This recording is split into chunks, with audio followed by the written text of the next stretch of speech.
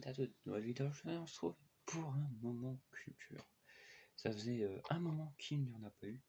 Alors aujourd'hui, on se trouve donc pour un nouvel épisode sur un livre Minecraft, l'invasion de l'Overworld, voilà, écrit par Mark Cheverton. Je sais pas trop si je le prononce bien. Du coup, c'est en rapport avec Minecraft. Il y a 3 tomes principaux et après il y a plusieurs suites. Ces 2 tomes, je les ai bien évidemment. C'est un truc. Du coup, le deuxième c'est la bataille du Nether et ensuite Passe de Dragon. L'éducation Snap, c'est pas gênant. Mais aujourd'hui, je vais décider de juste vous parler du premier tome. Alors c'est complètement différent de ce que je peux faire. Je parlais de Ghoul, je parlais de... Là c'est complètement différent. Je voulais le faire parce que c'est un livre que j'ai lu étant quand même plus petit. Sachant que le premier tome il fait pratiquement 283 pages, 283 pages, excusez-moi. Quand même on voit la différence rien qu'entre l'épaisseur du premier et du deuxième. On sent qu'il y a une sacrée différence. Encore, et entre le 2 et le 3, c'est à peu près la même taille. Du coup, on se retrouve pour la présentation de ce livre.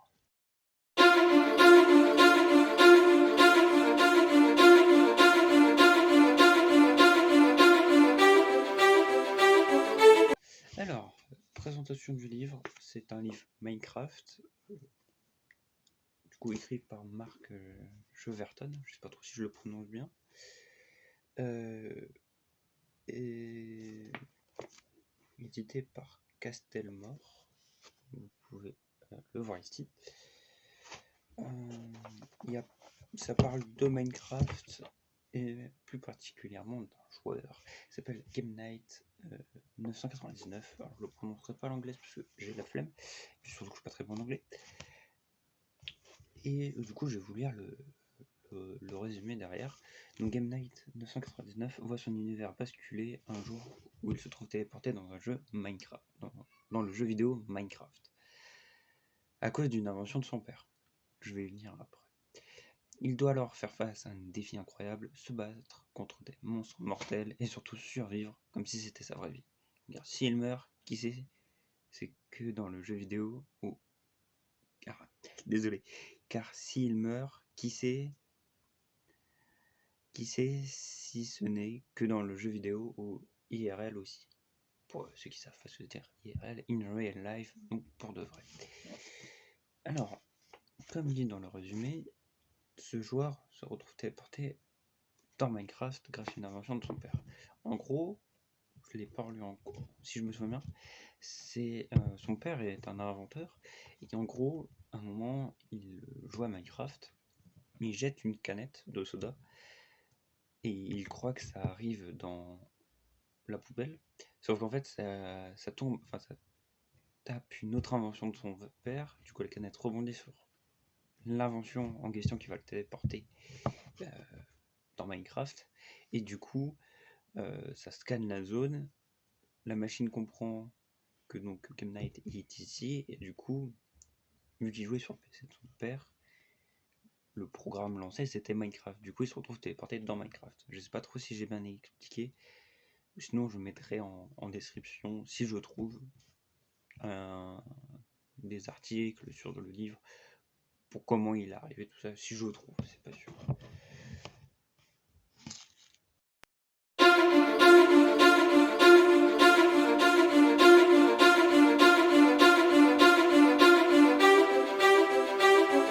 Du coup, mon avis sur ce premier volet. Alors, sachez que j'ai découvert la trilogie avec la bataille du Nether. Puis après, j'ai compris qu'il y en avait un premier, du coup, l'invasion de l'Overworld, et après, face au dragon. Du coup, c'est un univers, sachant que je suis quelqu'un qui joue énormément Minecraft, que ce soit sur console, maintenant plus récemment sur PC. Des vidéos arriveront là-dessus. Sur Elysium, du Skyblock, il y aura plein de choses. C'est juste que là, en ce moment, j'ai une connexion éclatée. Du coup, voilà, peut-être parenthèse. Bientôt, il y aura plein de changements et du coup, la connexion normalement sera bonne. J'aurai un PC, enfin, j'aurai vraiment un petit setup. Je ferai une vidéo une fois que tout sera installé. Du coup, j'ai bien aimé. On voit une autre facette du jeu. C'est-à-dire que quand nous, joueurs, on joue, par exemple, on croise un village, on se dit pas, tiens, je vais faire ma base là, je vais faire des fortifications, tout ça. Non, on prend ce qui nous intéresse, les bibliothèques, la forge s'il y a, on regarde un peu les échanges des villageois, on note les coordonnées et puis on s'en va. Alors que là, dans le jeu, si un villageois meurt, c'est terminé, aussi quand nous on joue, mais on sent que les villageois ont tous une importance. Par exemple, sans trop spoiler, à un moment, le protagoniste va rencontrer un certain villageois et il va se lier d'amitié avec lui. Et du coup, voilà, on voit la progression de leur amitié au fil des tomes, ce qui est très intéressant parce que comme ça fait euh, un allié du protagoniste et dans chaque livre, l'antagoniste est différent. À part pour le troisième, mais si je vous le dis, ça vous spoil. Du coup, voilà. Du coup, voilà, petit moment culture assez rapide, parce que je n'ai pas beaucoup de temps pour le tourner et puis pour le monter. J'essaye de préparer pas mal de vidéos en avance. Du coup, voilà. Là, je vais essayer de tourner un deuxième épisode. Là, au moment où je tourne cette vidéo, ça fait à peu près une journée que la vidéo dégustation Jelly Belly est sortie. J'espère que cette vidéo vous a plu, hein. En tout cas, c'est vrai qu'en espace d'un jour, on a fait 10 vues. Alors, c'est pas énorme, je vous l'accorde, mais c'est que par rapport aux autres vidéos, on faisait 2-3 vues sur la journée, puis après, ça a monté progressivement. Par exemple, pour la première vidéo de la chaîne qui est sortie il y a pratiquement 2 ans maintenant, on a fait 132 vues, il me semble, sauf que ça a pris 1 an et demi, alors que je me rappelle quand elle était sortie, on n'avait même pas fait 10 vues en une journée. C'est grâce au temps et aux abonnés qui sont arrivés au fil du temps que la vidéo a fait en sorte que ce soit la plus vue de la chaîne. Alors c'est 132 vues, je vous l'accorde, c'est pas énorme, mais pour nous c'est énorme parce que on a, enfin moi personnellement c'est énorme parce que je tourne avec mon téléphone. Là prochainement je vais tourner des vidéos sur PC, du coup la qualité sera mieux. Je vais investir dans un boîtier d'acquisition, je vais investir dans du matériel pour que les vidéos soient de meilleure qualité, pour que ça soit mieux visuellement. Je vais investir dans une caméra ou dans une webcam comme ou un caméscope, comme ça sera plus simple pour moi tourner, parce que moi mon téléphone, il y a des jeux dessus, il y a Dokkan, il y a plein de choses. Du coup, il faut que je fasse attention sur mon stockage et sur les jeux, parce que je joue énormément à de jeux sur mon téléphone. D'ailleurs, par rapport à ça, je ne peux pas tourner de vidéos sur mon téléphone avec du son. C'est-à-dire que je dois faire de la voix off. Sauf que vu quand je tourne une première prise, je ne peux pas recommencer. Parce que je fais ça du premier jet pour que ce soit le plus naturel possible. Je- Quand je fais des vidéos, j'essaie d'être le plus naturel possible, pas par exemple faire de l'overreact, tout ça.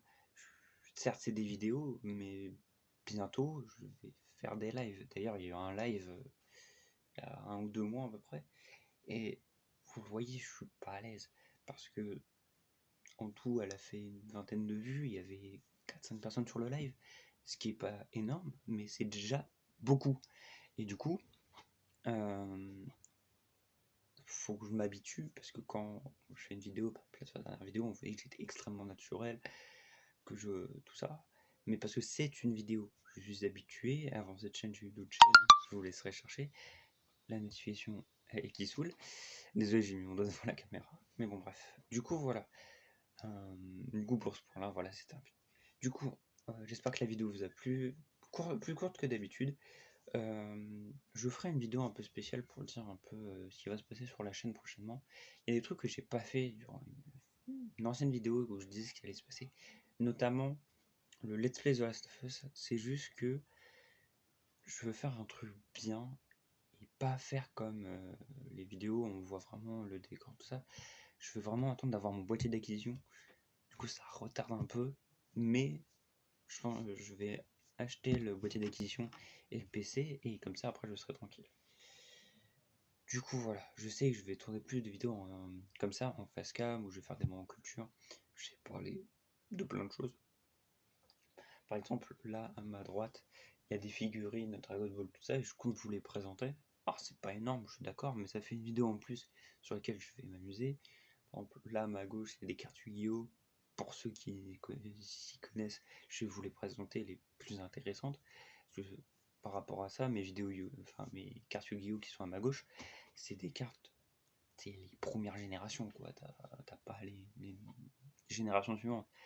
Il y a des cartes japonaises, anglaises, tout ça. Du coup, voilà, donc j'espère que cette petite vidéo vous a plu. N'hésitez pas à lâcher un petit pouce bleu, à vous abonner si vous n'êtes pas abonné, et c'est gratuit, n'hésitez pas. euh, à vous abonner aussi à nos comptes Instagram, rejoindre le Discord, et on se retrouve pour une prochaine vidéo. On se dit à la prochaine, ciao!